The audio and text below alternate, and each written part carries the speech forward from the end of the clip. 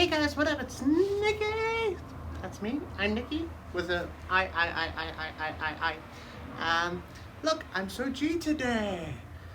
Thought I'd try out the whole like punk rock hat thing. So there it is. Pretty punk rock. Not punk rock at all. Like, I am the least punk rock person I know. But hey, here I am. So I'm doing another video. Like that's like 2 in 2 weeks. 3 weeks? That's still good for me considering that like I was doing one every 6 months. So yeah, go me. So I went through a couple of the comments on the last video and someone wanted to ask what happened between me and my touch rugby team, my provincial touch rugby team. So that's what I'm going to talk about. I made the Gauteng touch side, which is a provincial touch side here in South Africa, and that was super cool because I was the first openly trans person to do so. You know, and I actually never wanted to. I never wanted to really go for it, purely for the fact that like I knew that trans women in sport is a massive thing, and I didn't know if I had the strength to like deal with that like shit. But I was surrounded by people who I thought were good people, and everyone really encouraged me to do it, and so I thought, fuck it, let me just go and give it a go. I went and did the tryouts, and I made the team and everything. And when I made the team, I said to the head of the Gauteng department for touch, so I keep touching my boobs, I love this bra. I went and I spoke to him and I said, listen, please, like, before I start playing, please can we do blood tests, because at least I know that if my blood tests are up to scratch and are in order, then there can't be any issues, there can't be any like debates or whatever, because I know like legally the standard for worldwide is that if a trans woman's been on her hormone supplements for at least a year, then they can compete as a female. For all those people who are going to watch this and go, but it's not fair and blah blah blah blah blah, I take anti-androgens, I take supplements that stop my body from producing testosterone as well as estrogen. So after a year of taking that, at least my testosterone levels are like next to nil. Like, technically speaking, cisgendered women have higher testosterone than I do. So they have an advantage over me, as well as my estrogen levels are like 5 times higher. So that's a bullshit argument. Anyway, so like, but that is the argument. You know, I've had people be like, but how would you feel if this 300 kg man dressed as a woman was wrestling this 100 kg girl? And I'm like, well, first of all, that wouldn't happen in wrestling because it's done by weight. And we take so many drugs to suppress our testosterone and stuff like that, that there is no advantage, you know. Psychological and emotional. It's like, well, how do you dictate, how do you stop that from happening? Because I know women who have had rougher childhoods and upbringings than I have that would kick my ass, and I'm pretty tough. So like, you can't, like, if you start trying to police experience, like, how do you monitor that? How do you stop who's got a tougher experience than someone else and therefore has an unfair advantage? It's just stupid. Anyway, and this is such a sliding scale because obviously like gender in itself is a sliding scale. There's not just male and female. There are cisgendered females born with hypogonadism and stuff like that who do produce higher levels of testosterone but are genetically and like physically female. Like, you would never know. Like, so like, it's just such a sliding scale. So I was like, listen, let's just do blood tests. Let's just make sure that physiologically my testosterone and my estrogen levels are where they should be, and then there can be no argument. And I was told, no, it's fine. It's you know, we trust you and stuff like that. And by this point, I'd been on hormones for 7 years. But I did take a break so that we could have Zoe. You know, and that was a 6-month break. This was before I played and before I tried out. So like, by the time I was playing and I had tried out, I was already back on my estrogen, but not for a year.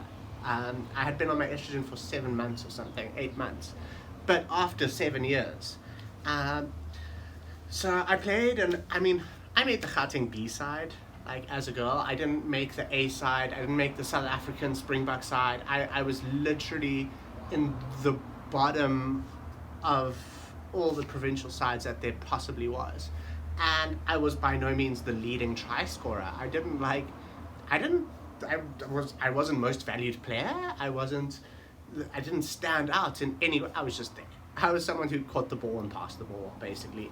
And, and I played and there was no issues and everyone was super happy, and I even spoke to the organizer of the tournament and she was super happy that I was playing, and I was told that this is such a great thing because it's really, pushing the boundaries, and it's opening the door for fellow trans women to play, and I was really happy to be part of that. They were changing policies and stuff like that.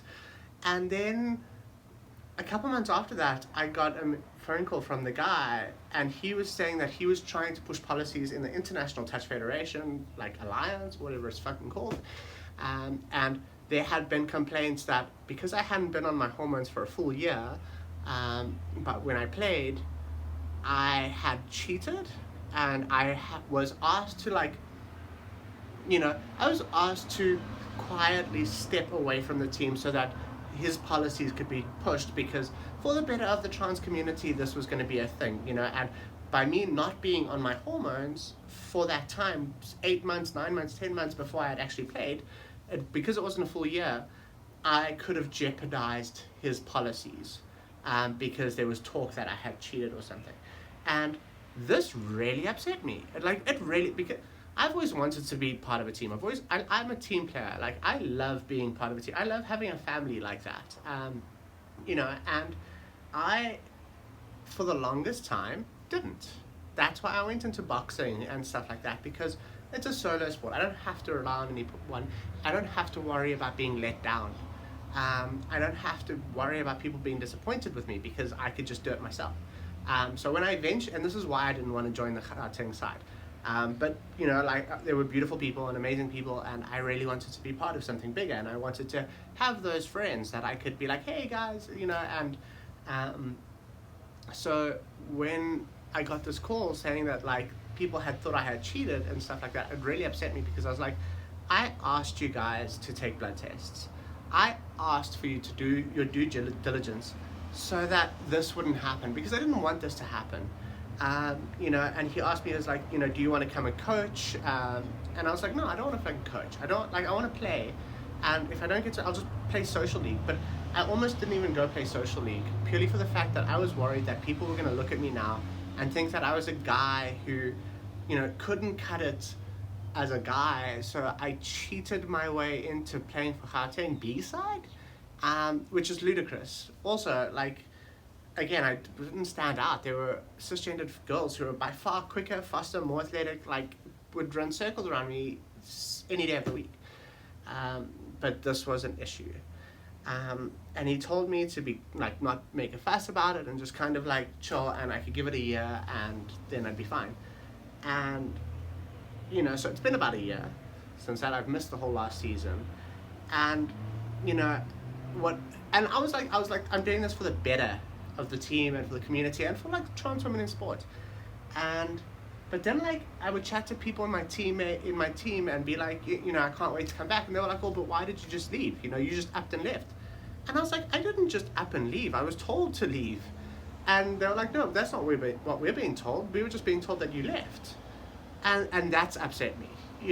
If you're going to tell me to leave because of politics, don't tell everyone else that I just upped and left, because that's not the case. I loved that team and I loved those people more than they probably even know. So if you're watching this, hi. To be told to just up and leave like that is upsetting. And so now the trials are coming around again, and I haven't been told if I'm allowed to go and play again. I'm obviously not going to go play as a guy. I'm not going to, I can just go and compete, and if I get a man's position, then fine. But the thing is, that sets me back in my transition, because I'm not a man. That's the same as me going to go sleep with a gay guy. Nothing wrong with gay men, but they're attracted to men, and I'm not a man. It's just, it goes against my identity as a whole. So trials are coming around again, and a couple people have been like, are you going to go? So I'm waiting for the head of the department to message me and be like, okay, cool, you've been a year, come. So they messaged him, and his response was, we're still waiting on the policies to be done, but she can come and try out and we'll take it from there. And I'm like, fuck no. I'm not going to go through that hassle, make those connections, feel like part of a family again, only to be told that because I was taken off my hormones a month ago. um, by my doctor because my estrogen levels were too high. But these people don't understand that. Yes, I was taking off my hormones, I was taking off my estrogen, but I wasn't taking off my blockers, so my testosterone levels weren't high. So I had low testosterone and low estrogen, and it was because of medical reasons. Now, does that mean that because I've done that, I have to wait another year before I can start training again, before I can be part of that team again? And I think they don't understand that. They don't know the medical reasons. They don't know what my estrogen levels need to be and my testosterone levels need to be, and they haven't done that research. They're just going to use it for PR, and that frustrates me.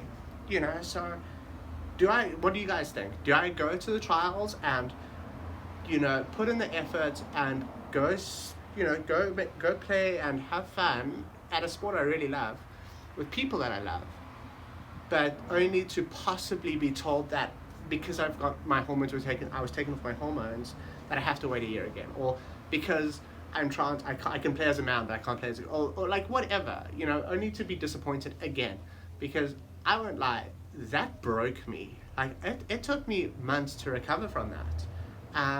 Because again, I thought I had found a community. I thought I had found like a little family that I had grown to love and that I would have done anything for. And I'm always searching for that. I make connections with people, and they ultimately always disappear, and it fucks me up, good and proper. So like, I really want to go play, and it's not even a fitness thing for me. I mean, I've gained weight. I don't even care, because I can do that by myself. I can lose weight by myself. That's not an issue. The issue is the connections that I form with the people who I play these sports with, only to be told that I can't play these sports because I'm trans. Well, I can't play these sports as who I am. I can play them, but just not as who I am. And it upsets me when people are lied to about that. I didn't up and leave anyone. I was committed so much to that team. But because I went off my hormones to have a baby, I was penalized for it, and I felt like I was being punished for it. And now, again, because I've been taken off my hormones for a month by my doctor, am I, again, going to be penalized for that, for something that was completely out of my control? And that, with the details that they don't understand. It's such a dicey situation. It's like, they didn't, like, I don't know if they had an issue with it, or if someone complained, or like, I don't know the full story. All I know is what I was told, and all I know is what other people are being told.